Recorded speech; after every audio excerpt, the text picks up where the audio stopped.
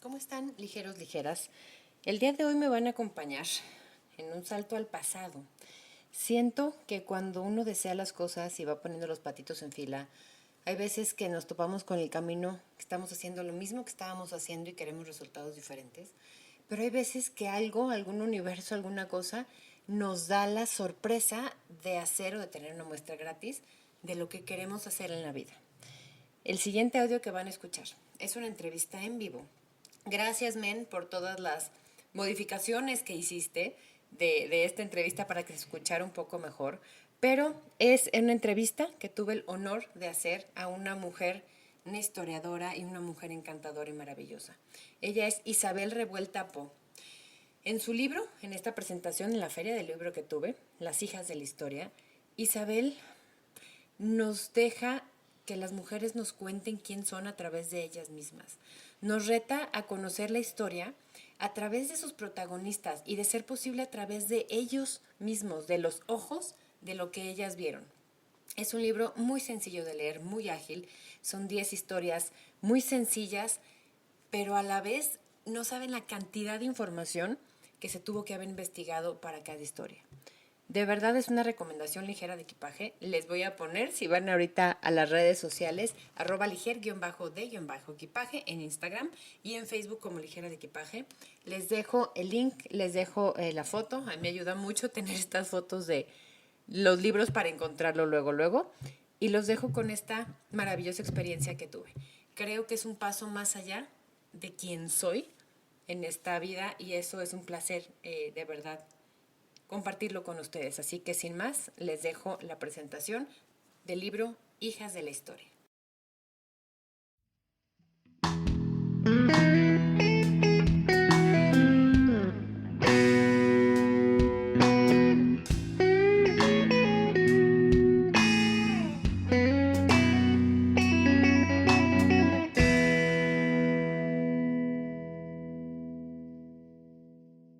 Cuando uno dice que tiene el honor de presentar a un escritor, a veces parecería que es porque lo admiramos mucho.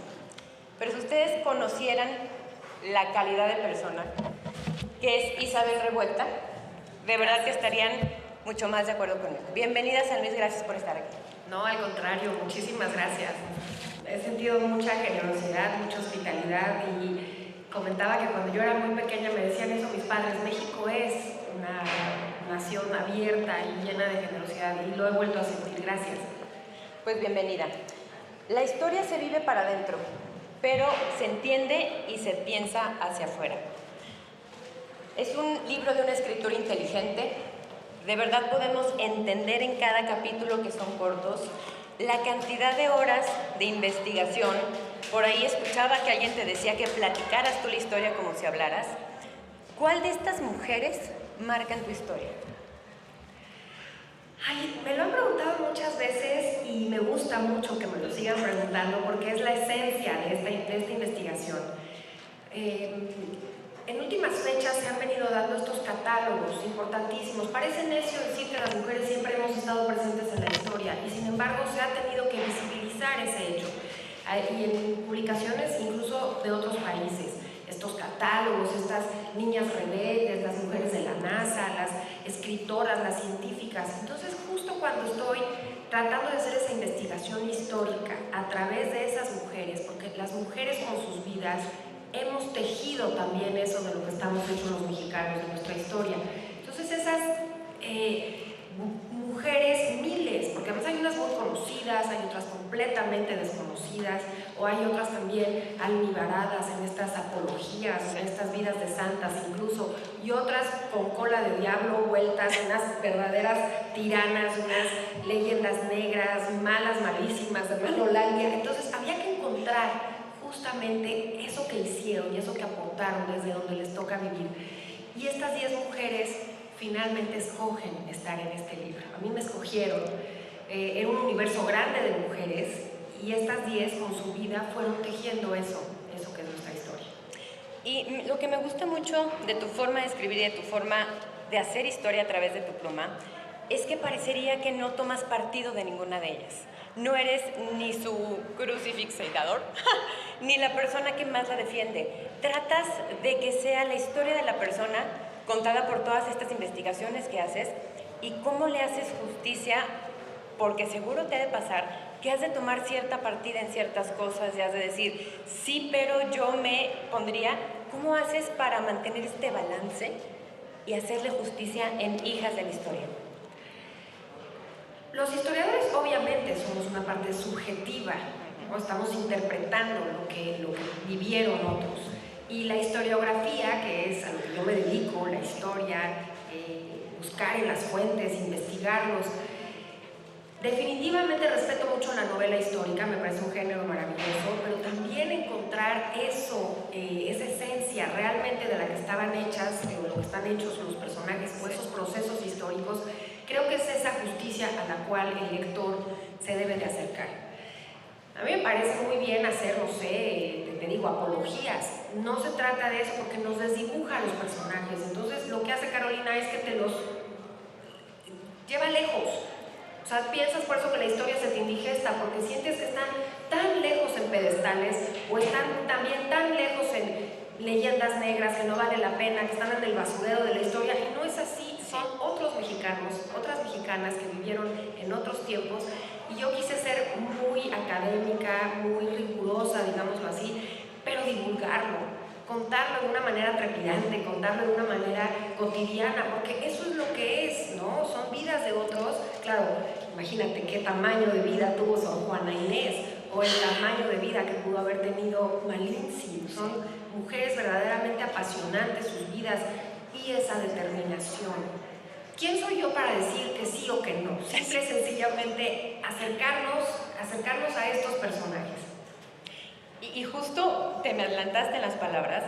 Siempre el agradecerte de hablarnos de nosotras, no nada más por quienes somos como género, sino por comprender y por poner en palabras de lo que somos capaces. Cuando una persona, un ser humano, puede hacer algo, otro lo puede hacer también. Y creo que en estas historias de mexicanas y algunas no tan mexicanas, como es el caso de la China Poblana, que qué interesantísima historia, ¿cómo podemos entender que esa historia de la que tú hablas, que se escribe con minúscula, cómo podemos de verdad entender que es una línea que podemos seguir?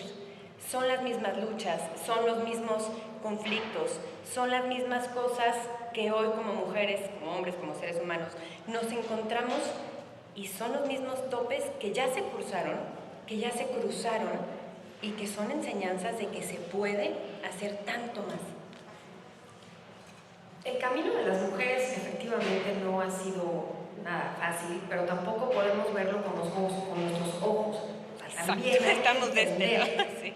Esos procesos y esos momentos históricos. Entonces, es la forma mejor de echar luz en esa época.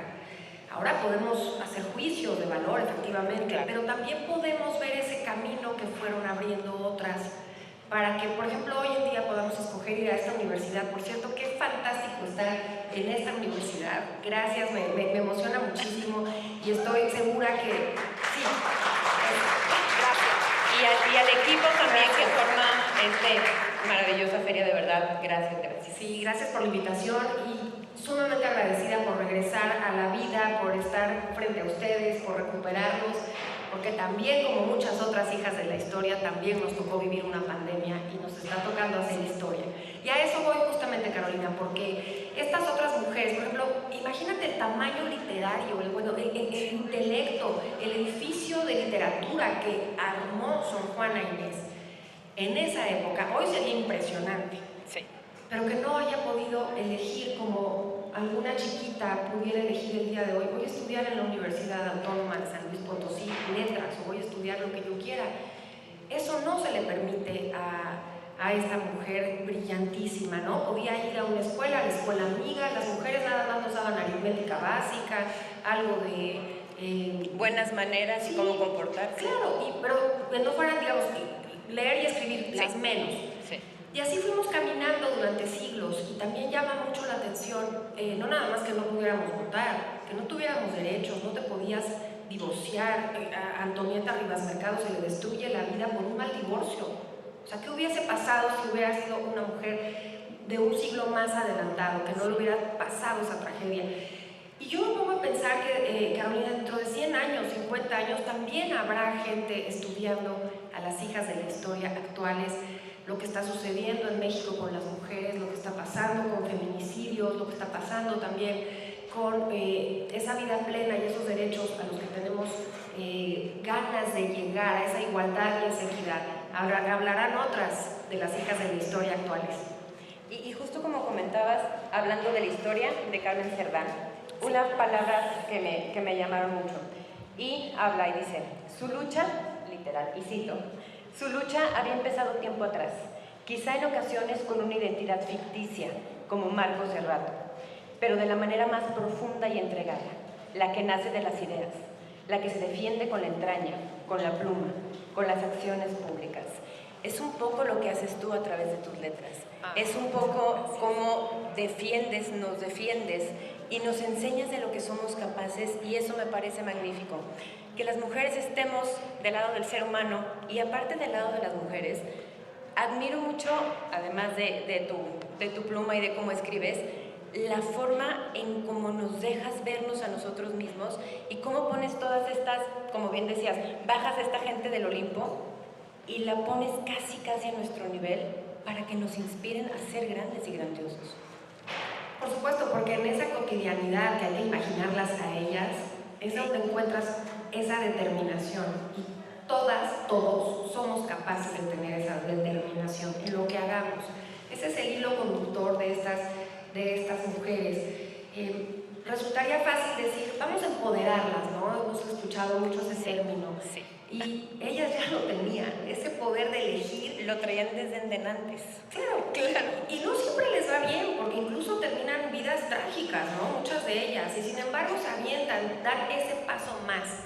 A mí me parece importante inspirar a hombres y mujeres a dar ese paso más, porque yo aspiro a una historia integral, que no tengamos que decir, hay una historia de mujeres, que estemos presentes todos, que quepamos todos, esa famosa inclusión, esa famosa igualdad.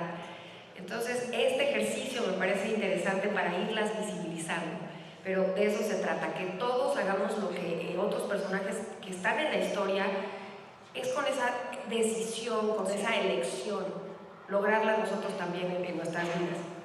Justo en la historia de Antonieta Rivas Mercado, que dices, no son mujeres perfectas, todos somos seres perfeccionables, y cómo esa parte de ella decide su final, ella decide qué hacer, y no la hace ni mejor ni peor persona, la hace más humana. Y justo, parafraseo de nuevo, además de desarrollar un perfil profundamente intelectual y culto, la personalidad de Antonieta estuvo marcada por los sentimientos que experimentó al haber sido la hija, esposa, amante, enamorada no correspondida y madre de personajes que determinaron para ella un destino lleno de luces y sombras. ¿Cómo a veces hacemos esa referencia de soy hija de, soy esposa de, soy mamá de, cuando no está mal? Pero ¿dónde queda uno como ser humano? ¿Dónde queda uno como mujer de soy esto, me gusta esto, quiero esto? Y después junto todo lo demás. No está peleado, no es ir más allá, no es o soy esposa, o soy madre, o soy mujer de la vida. Simplemente cómo la mujer de repente no nos entendemos como un todo y no nos tiramos para adelante. Y cómo tantas historias que escribes aquí son esas mujeres que pudieron conjuntarlo todo, algunas con mejores o con peores experiencias, y lo van a leer en cada capítulo, pero cómo logramos ser un todo. Sí, obviamente Antonieta y muchas otras mujeres, la historiografía no las ha tratado bien porque les pone etiquetas, la hija de, la esposa de. Por favor, dejemos de decir que atrás de un gran hombre hay una gran mujer. Estamos al igual, también mencionadas grandísimas, ¿sí? Y hombres también con unas vidas muy rescatables. Pero Antonieta Rivas Mercado es el ejemplo perfecto de lo que la historiografía le puede hacer a una mujer. Y no nada más todo eso que dices, la hija de, la esposa de, la mecenas de los contemporáneos. No. Las investigaciones recientes hablan de que la obra literaria que ella empezó a hacer, y que además léanla, de verdad, lean a Antonieta Rivas Mercado, es un miembro más de esa generación. Ella es un escritor de los contemporáneos. Sí fue mecenas, sí todo su dinero lo empeñó efectivamente, fue una mujer promotora, sin duda, pero no nada más dejarla ahí, ay, fantástica mecenas. Gestora cultural. Claro, sí lo fue, pero también es una escritora en ciernes, claro, se arranca la vida y termina muy temprano, pero lo que alcanza a escribir, lo que esboza, lo que trae dentro, lo que puede transmitir con la pluma, forma parte de la generación de los contemporáneos, por obra propia, no por ser esposa de o por ser la mecenas de. Otra cosa que me encantó de tus pequeños cuentos, podría llamarlos así, es que no nada más es el mexicano que nació en México, hablamos ya de la China poblana, que es una historia interesantísima, sino de gente que se hace mexicana, y tú nos puedes históricamente contar algo de eso, cómo la gente que llega a México no puede sacarlo de su alma, y se vuelven historias de mujeres que nacen en otros lados, pero que deciden ser mexicanas. Bueno, ese capítulo, por ejemplo, voy a parafrasear un poco elegantemente a Chabela Vargas. Los mexicanos nacen donde se les da la... Es correcto. Regalada gana. Sí. Y en este libro era importante ya cuando somos México independiente, Sí. cuando la tragedia de nuestro siglo XIX, que nos costó tantísimas décadas para lograr este país, y que en la República restaurada en 1867 finalmente el proyecto que ganó fue el proyecto liberal, el proyecto de gente tan importante como Juárez y toda esa generación, sin duda importantísima. Pero ¿qué pasaba en esas décadas previas?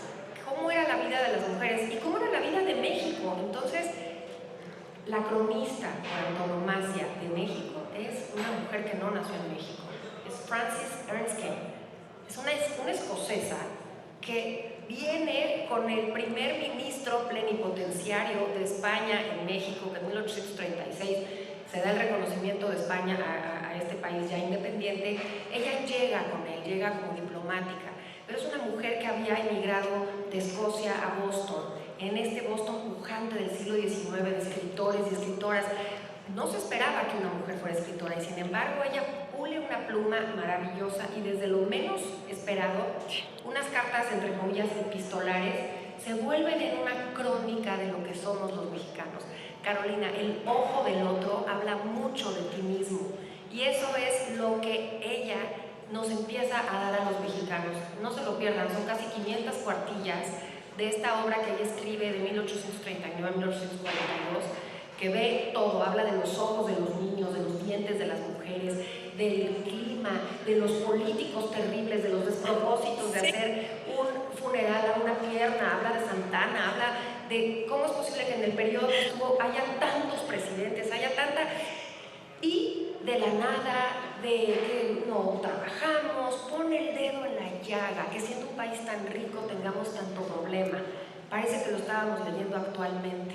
Claro, ella también se lleva lo que dices tú al principio. Se convierte en una mexicana. Nunca más escribirá así. Sí. Ella terminará su vida en la corte de España, pero esa vinculación y esa raigambre, me gusta decir, que desarrolla, le pasa a muchos cuando llegan a México. Por supuesto que sí. Y qué importante eso que dices de la otredad. ¿Cuántas veces no vemos que somos diferentes hasta que alguien no nos dice, oye, ¿y en tu casa siempre hacen eso? Oye, siempre tienen esta forma de festejar, lo que decían las mujeres con el pelo negro. Entiendes que sí son ciertas cosas que los vemos tan del diario, que alguien pone en esta pluma y lo contrarrestas, lo pones, dices, ah, caray, sí es cierto, así somos y eso somos como personas. Una pregunta personal, fuera de las mujeres que están aquí y seguro muchas más que te llaman la atención, ¿quién es tu hija favorita de la historia? Hay muchas.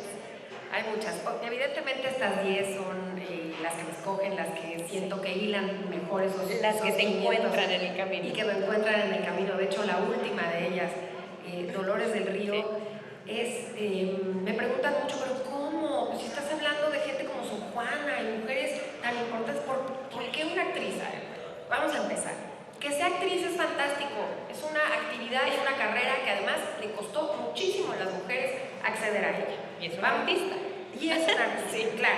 sí. Pero ¿qué tal esta idea de que no todo ese medio puede ser bueno? Entonces no se esperaba que una mujer se dedicara a su carrera, no se esperaba que una mujer que además que provenía de un estrato social como ella, se fuera a Hollywood y además a brillar rutilante como una de las estrellas míticas de ese también mítico Hollywood, ¿no? Decían que era el rostro a la mujer más bella de Hollywood, nada más a la par de Greta Garbo.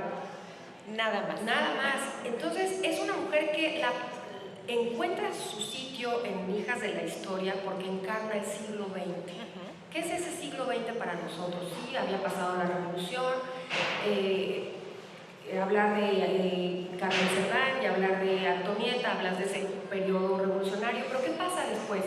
Ya ganó la Revolución, ¿cómo empezamos ese siglo XX? Y Dolores lo encarna muy bien porque se dedica a su carrera, pero también se dedica a llevar por el mundo lo que México era, una parte histórica tremenda y una modernidad también pujante, ¿no? Ese México pujante del siglo XX. Pero fue de las primeras mujeres que le dice al mundo: México no nada más es esto que yo represento en el cine nacional, que es la narrativa detrás de la nopalera, ¿no? De la revolución.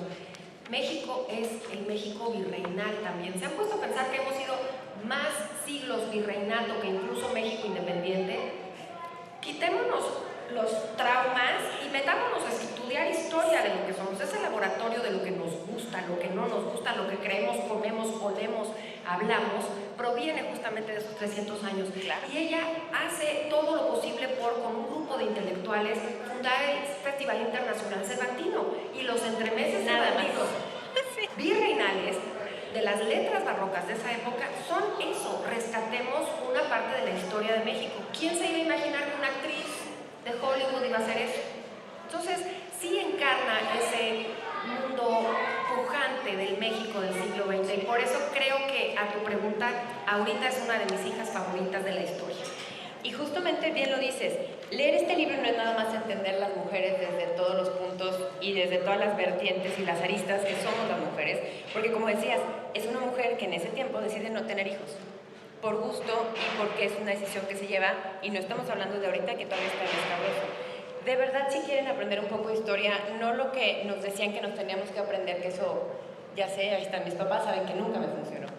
Es de verdad, y seguro entonces a ustedes tampoco por la risa nerviosa, es bien importante que aquí, literal, en unas páginas tenemos México prehispánico y la conquista, México virreinal, Guerra de Independencia, México independiente, Porfiriato, Revolución y siglo XX. ¿Quién es la mexicana, que no hay un promedio, en todas estas facetas, en todos estos momentos históricos, y cómo son capaces de lograr cosas que ni siquiera pensaban literales posibles e inalcanzables? Por supuesto, porque además que no estén en la historia no quiere decir que no hayan participado de ella. Y ahí está la muestra. Y si sigues buscando mujeres y mujeres, hay en todos los periodos. Entonces, eso es lo importante, visibilizarlas y entender esta historia común, esta historia integral, porque eso es lo que somos. Si no, falta la mitad. A mí siempre me ha llamado mucho la atención que tras la Segunda Guerra Mundial, la Organización de las Naciones Unidas le hizo un llamado al Estado mexicano, ya bien entrado el siglo XX, 1949 aproximadamente. ¿Cómo es posible que hables de un Estado democrático si la mitad de tu población no vota? O sea, es increíble entender cómo es que funcionábamos las mujeres. Bueno, la monja roja del Mayab, que no está aquí, que es Elvia Carrillo Puerto, fue la primera mujer diputada que pudo ser electa, pero no votaba. Son esas cosas que no nos ponemos a pensar de nuestra historia, y está ahí. Y Dolores del Río era esta estrella inalcanzable que no votaba. Sí. 1953 es la primera vez que las mujeres en México ejercimos nuestro derecho, nuestra ciudadanía plena. Entonces hay camino por descubrir en lo que hemos hecho las mujeres a lo largo de la historia. Y claro, el hilo conductor son sus vidas, pero es un libro de historia. Y como bien decías, el INEGI hace poco que leí los datos, del 51, casi 52% son mujeres. Creo que este libro, además de enseñarnos las maravillosas historias que luego tenemos pensado que sabemos, eso me pasó con la China Poblana, yo decía, por supuesto, el traje, la lentejuela, todo, que te das cuenta a la hora que lees a través de tus palabras, que eso es también de la otra edad, que son palabras o son conceptos que tenías tan marcados porque así eran, que a la hora que dices, sí, es tan mexicana porque era china, y porque era poblana, o sea, qué sensación tiene, y cómo el chino no era nada más de raza china, sino cómo era algo un poco despectivo de la gente del servicio y tal, y cómo de verdad hemos ido cargando con esto y todavía son palabras, son situaciones, son cosas que hoy por hoy lo decimos día a día. Claro, pero justo tocas un tema importantísimo. No es que lo vengamos cargando, no. Esa es la historia maniquea del siglo XX. Porque en esa época, en la época virreinal, cuando llega Mirra, que es una princesa, ella dice que era princesa, es una mujer hindú, bueno, llega de la India. Es que ahora se dice India porque hindú es la religión, ¿no? Es correcto. Sí. Entonces es una mujer india que llega de la India. Claro, ella dice que llega de ahí, pero provenía de un mundo mítico que además era completamente adorado. Nos fascinaba en Nueva España todo aquello que venía en la nao de China. Todo lo que venía del mar. Claro, pero además parece un cuento de las 1001 noches y es nuestra historia. La ruta comercial más larga y más longeva de la historia de la humanidad es el galeón de Acapulco. 250 años llegó a las costas de Acapulco, proveniente de Manila, con tibores, especias, sedas, porcelanas, sedas, y chinos y chinas, muchachitos, muchachas que llegaban justamente a Nueva España. Y luego el siguiente tramo hasta la metrópoli, hasta España. Pero entonces, en esa época no era despectivo. Cuando le damos esa connotación despectiva a esos 300 años que fuimos virreinato, es en esta historia maniquea del siglo XX de la monografía. Puras cochinadas pasó en esa época. Españoles malos, malísimos que nos hicieron y nos todo lo que nos desdibuja y verdaderamente no nos vincula a nuestra historia. Entonces no comprendemos que pudo haber llegado esta mujer y que además con todo esto que traía ataviado, porque ella no vestía así, pero son esos elementos que se van formando un arquetipo y se van creando. Entonces ya para el siglo XIX, cuando estábamos buscándonos un rostro, la más mexicana de las mexicanas, pues no es ni china ni es poblana, es Mirra, claro. Y poblana no por Puebla, sino porque provenía del pueblo. Exacto. Pero son cosas que desconocemos. Y que todo lo van a encontrar aquí, no crean que yo soy tan culta.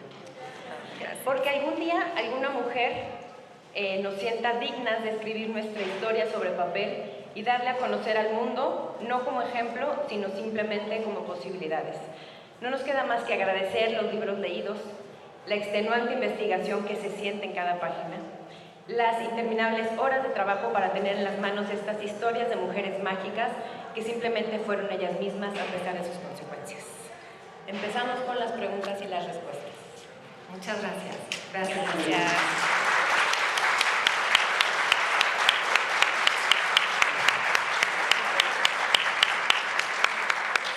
Si pueden levantar la mano y acercamos un micrófono.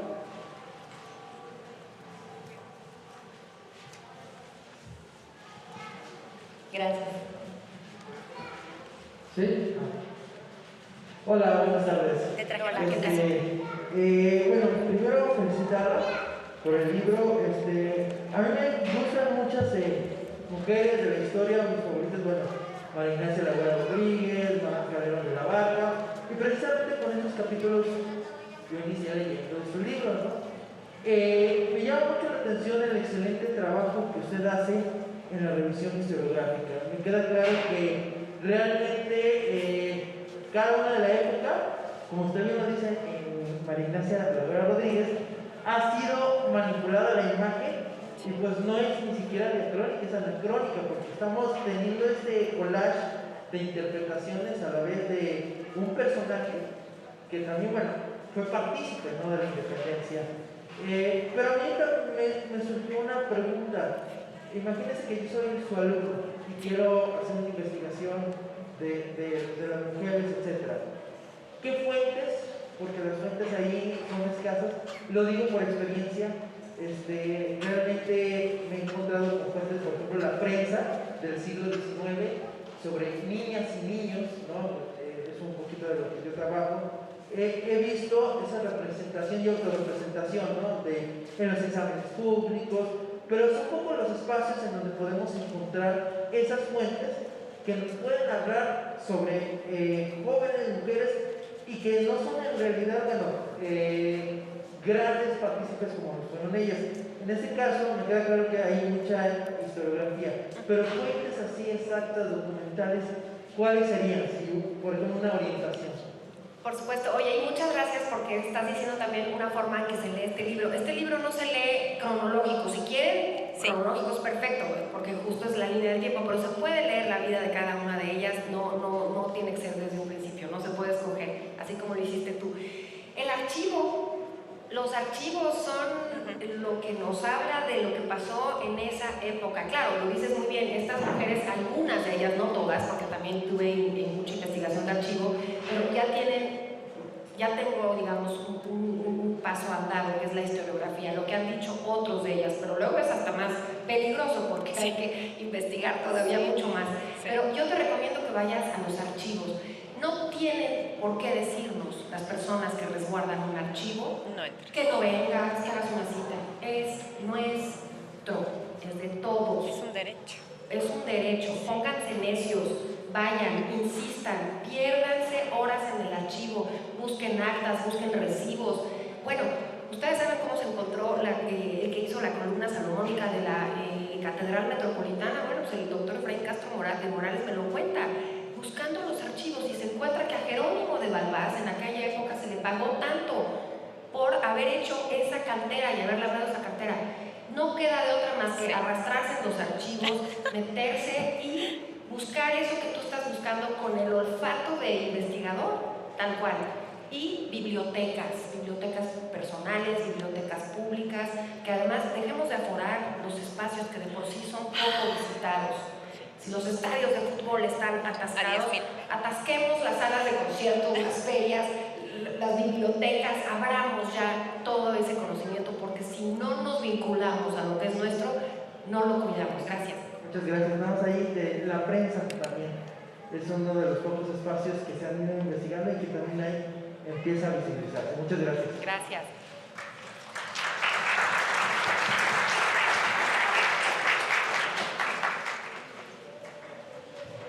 ¿Alguien más tiene una pregunta? Si puede levantar la mano y el micrófono llega hasta ustedes. Me voy a adelantar para la firma. Buenas tardes. Hola. Bienvenidas a nuestro Potosí. Un gusto tenerte aquí. Gracias. Mi pregunta es muy sencilla. De todo el conocimiento que tienes de mujeres en la historia de nuestro país, ¿cuál ha sido la más malvada, según tú? Uf. ¿Cruela de Vil? Malvada. ¡Ay, están aquí! Oye, habrá que preguntarle a alguien que le hayan hecho alguna maldad. Al otro lado de la historia, a ver Claro, qué. Exacto. No, yo creo que todas las mujeres han tenido... Somos malvadas. Pues claro, ¿qué te puedo decir? No, yo no creo en eso, tampoco creo en grandes heroínas ni en grandes villanos, porque entonces la historia se nos desdibuja. Ok, muchas gracias.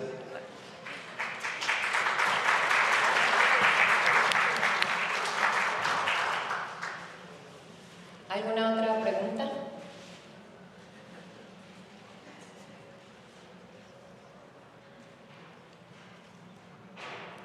Siempre pueden hacer como yo, que le platican cosas y no les dan fechas. Entonces así no puede comprobarlo jamás. Aquí enfrente, por favor. Gracias. Sí, muchas gracias. Les agradecemos tu visita, gusto de conocerlo personalmente y pues de darnos entrega aquí a esta feria Potosina del libro. Gracias. Usted habló de empoderamiento de la mujer, de esas cosas. Sí he leído periféricamente la historia de estas mujeres, pero tengo aquí en mis manos la oportunidad de conocerla con más precisión, esta nueva historia. Sin embargo, sí, usted menciona que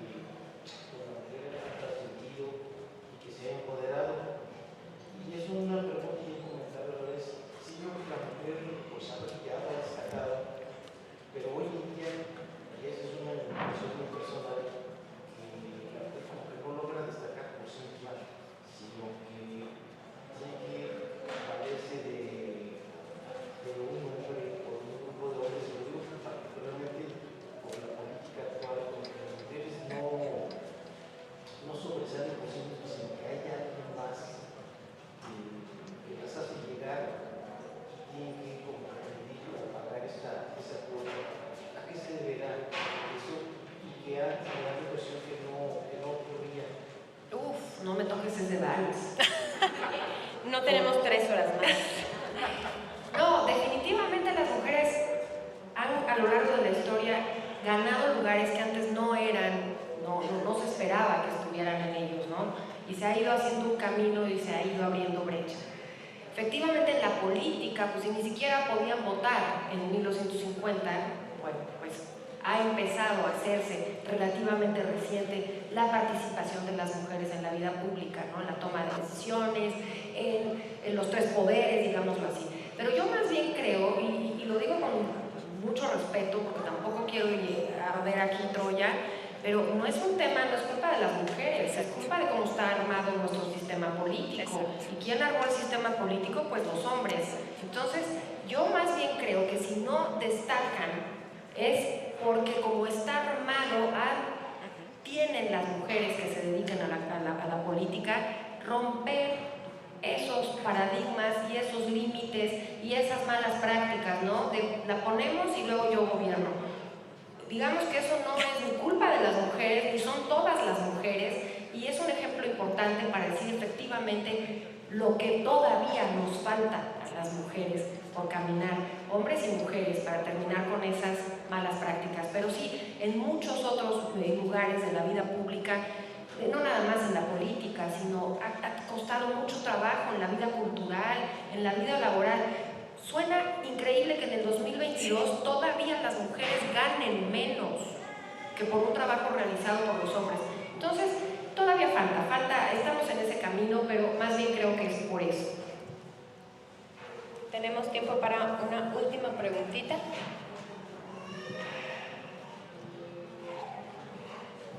Aquí, por favor. Gracias. Bueno, buenas tardes. Primero que nada, bienvenida a la Radio Nacional. Gracias. Mi pregunta es, de estas 10 grandes mujeres, hijas de la historia, si hubieras tenido la oportunidad, ¿con cuál te hubiera gustado convivir? Con Tehuich, Sí. sin duda. Sí. Sin duda, Tehuich Ponce, Flor de Algodón, que su papá, que además ella era consentidaza, era Moctezuma Xocoyotzin. Esa infancia que tuvo a los 11 años, se le derrumba el mundo por completo. Hagan de cuenta que estamos en la película esta de Matrix y cae todo alrededor tuyo, cae todo alrededor de ella, se destruye, nunca más volverá a ser igual. Y sin embargo, se reconstruye, así como el centro histórico o México, lo que somos, se construye de esas dos partes. Ella también se reconstruirá con esas piedras y se convertirá en ese nuevo orden, en esa nueva religión, se adhiere a la legalidad y será una mujer respetada, y ella misma alcanzará una vida plena, vivir 50 años en esa época, y haber nacido donde nació, ser la primera mujer encomendera, la mujer que tuvo propiedades. Y me parece que me hubiera gustado muchísimo preguntarle qué pensaba, ¿no? Cuando vivía en ese palacio maravilloso de Moctezuma, o qué pensó después cuando se le vino el mundo encima. Creo que ella es una de ellas. Gracias a ti.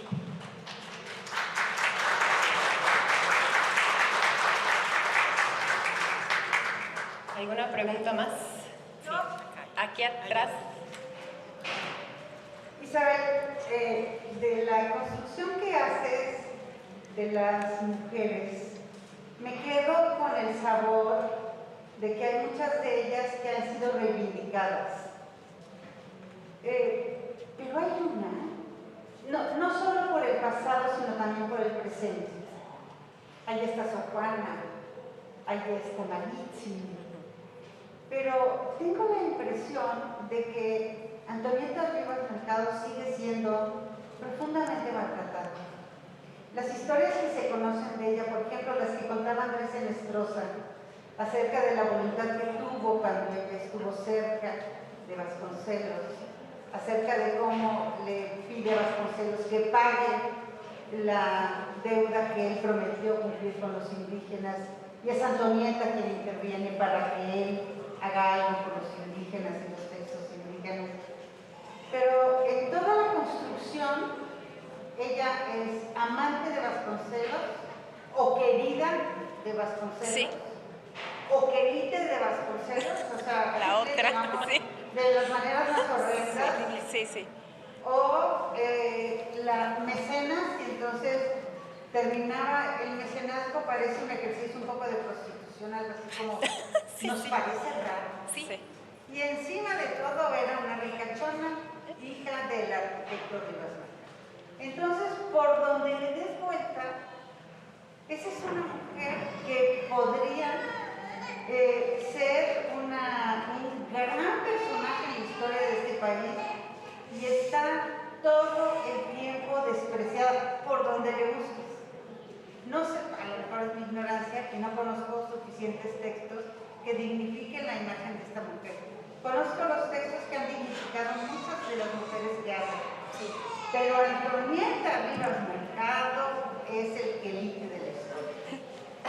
Lo dices muy bien, Patricia, y muchas gracias por construir justamente cómo hemos destruido la imagen, la vida de una mujer como Antonieta Rivas Mercado. Tampoco vamos a hacer una apología, ¿no? Insisto otra vez. Antonieta era una mujer adelantada a su época. Y ahí también es importante decir que el padre da a esos 4 hijos una semilla fabulosa. Fantástica. Todos aquellos que tenemos hijos, de verdad, hay que sembrar en ellos, y lo que sembró Rivas Mercado, el oso Rivas Mercado, en sus hijos, en Antonieta floreció de una manera impresionante. Claro, por ella misma, de lo que ella estaba hecha. Y sin embargo, claro, era la amante, y cómo era posible que haya aventado todo. Bueno, hay que entender que ella sufrió pérdidas en todos sentidos.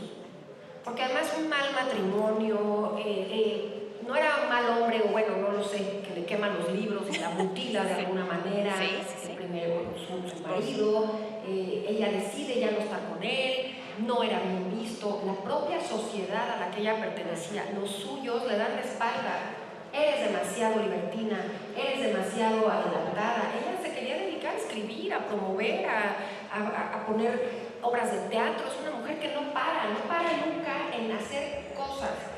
Y una gran noticia, Patricia, que yo también me sorprendí, justo lo menciono en el libro.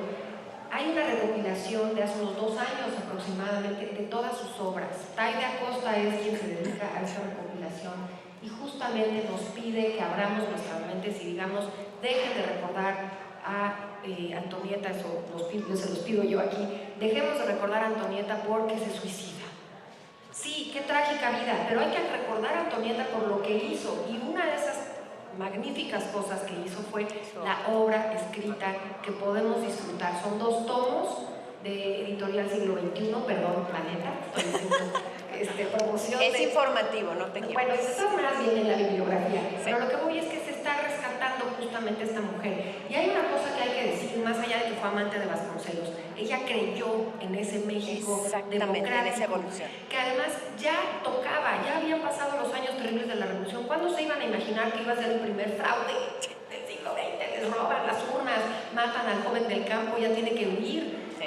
Había aventado el resto a la campaña de Vasconcelos, porque además apostó por Vasconcelos, pero más allá de que se estaba enamoradísima o no, su gran amor fue Rodríguez Lozano, fue por ese sueño que tenía de otro México, donde ella hubiera podido vivir con su hijo, donde a ella le hubieran permitido dedicarse profesionalmente a lo que amaba, donde hubiera podido votar. Y eso lo prometía la campaña vasconcelista, que termina en 1929 terroríficamente con el robo de las urnas por parte de Calles y sus...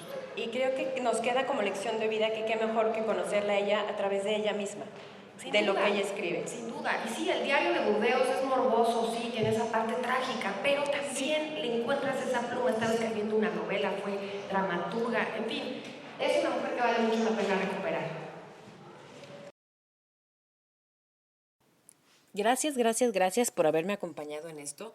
Pueden encontrar también en YouTube con ciertos problemitas de audio, pero pueden buscar Feria del Libro, UASLP, y ahí van a encontrar este YouTube. Gracias de verdad por haber estado conmigo en este sueño hecho realidad. Y más que una presentación sencilla del libro, y vaya que además de leer el libro 2 veces, investigué tanto sobre la autora como las mujeres maravillosas que nos acompañan, es un paso más allá. Es encontrarte que también puedes hacer lejos de tu cotidianeidad y que no está tan mal. De verdad, gracias por acompañarme en esta experiencia. Les recuerdo las redes sociales. @liger_de_equipaje en Instagram y en Facebook como Ligera de Equipaje. Gracias, Patreon, por permitir que este camino sea posible, que pueda seguir a través del podcast conociendo gente maravillosa y haciendo mucho más. Y gracias a todos ustedes por escuchar y por compartir esto. Esto fue Ligera de Equipaje. Respira y permite.